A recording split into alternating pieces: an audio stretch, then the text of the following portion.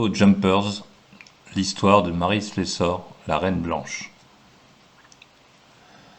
Mais qu'est-ce qu'il fabrique le professeur? Ça fait une éternité qu'il fait la sieste. Alors Tony, tu as trouvé des infos dans la base de données du prof?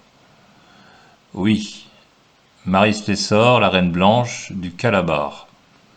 Elle a passé des années à sauver des enfants dans la jungle. C'est où le Malabar, le Calamar? Calabar. T'écoutes des fois? Calabar, sud-est du Nigeria. Quand on arrivera, Marie sera au Calabar depuis 12 ans déjà. Préparons-nous. Faut pas oublier les gourdes, ni les comprimés contre le paludisme. Et cette fois-ci, c'est moi qui prends le bracelet. Heureusement, le prof nous avait dit de ne pas l'attendre. Vroom! Fin du 19e siècle dans le village d'Ekenge, sur les rives du fleuve Okoyong. Le fils de notre chef est mort. Son esprit ne sera pas en paix avant que celui ou celle qui lui a jeté un sort aura été puni. Ce poison montrera qui est innocent et qui est coupable. Maman! Non, pitié, je n'ai rien fait. C'est horrible. Et débile. Si elle boit ce poison, elle mourra de toute façon. Ça ne prouvera rien du tout. Grâce à un bracelet venant du futur qu'ils ont trouvé dans une tombe et qui les téléporte dans différents lieux et époques, Charlène, Steve et Tony enquêtent sur les personnages marquants du monde chrétien. Le professeur, inventeur du bracelet, les guide dans leur mission. Arrêtez! C'est Marie. Waouh! Elle a un de ses courages. Depuis que tu as Ekenge, tu te mêles constamment de nos coutumes. Je veux m'empêcher de commettre un crime que tu regretteras ensuite.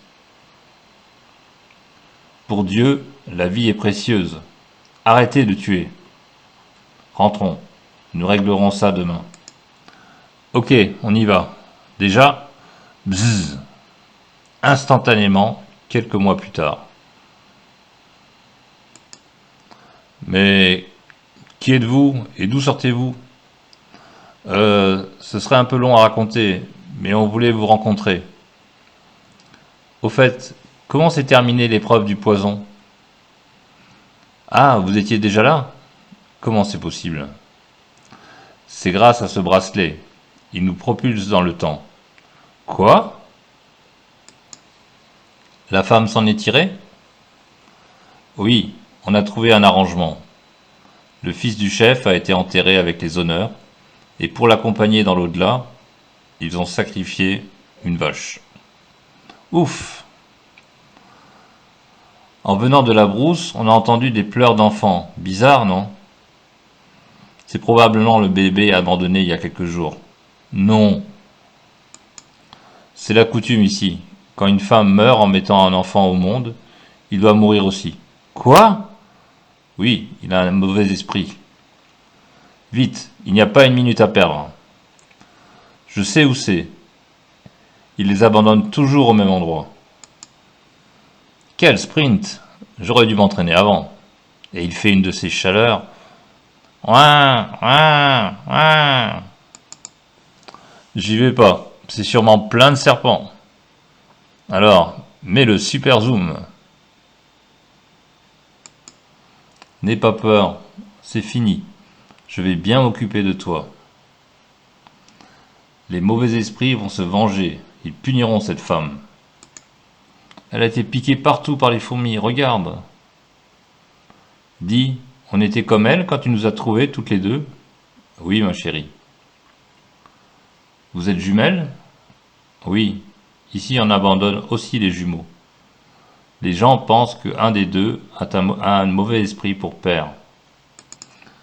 Elle a passé plusieurs jours dans la brousse sans une goutte de lait. Bah dis donc, elle doit avoir drôlement faim et soif. Bzzz. Le bracelet, vite, il faut sortir. Aussitôt, quelques mois plus tard. Vroom. Ma, Le chef d'un village a été blessé par un homme d'un autre village. Des deux côtés, les guerriers tiennent un conseil de guerre. Ils vont s'entretuer. Il faut que j'y aille. Non, dans l'obscurité, ils ne te reconnaîtront pas. Ils vont te tuer. Tu as été malade. Tu peux à peine marcher. Et as-tu pensé aux bêtes sauvages dans la brousse? Pourquoi aurais-je peur? Je suis investi d'une mission royale. Je suis au service du roi des rois. Je vais chercher des lanternes et des armes, et je vous rejoins. Faut pas se montrer maintenant, sinon elle va nous renvoyer. Tiens, Amir, ça peut servir. Je connais l'un des deux chefs de village. Je l'ai soigné il y a bien des années.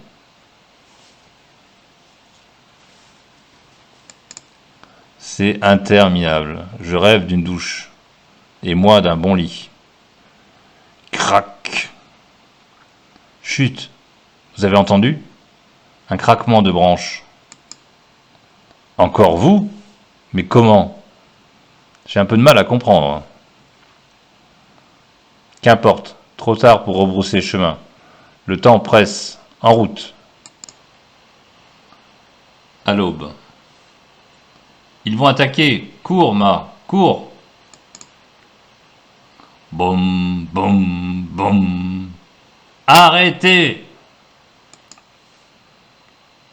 Grand chef, nous allons parlementer. Attendez.